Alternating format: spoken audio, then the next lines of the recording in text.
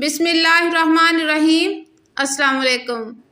معروف سماجی کارکن اور عیدی فاؤنڈیشن کے بانی عبدالستار عیدی صاحب کی بیوہ بلقیس بانو عیدی آج 15 اپریل 2022 کو کراچی میں انتقال کر گئی۔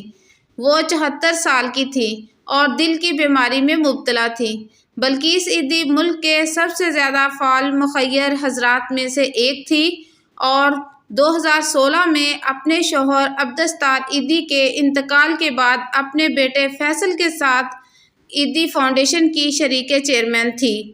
وہ 14 اگست 1947 کو بھارتی ریاست گجرات کے شہر بانٹوا میں پیدا ہوئی اور پھر فیملی کے ساتھ ہجرت کر کے کراچی آ بسی۔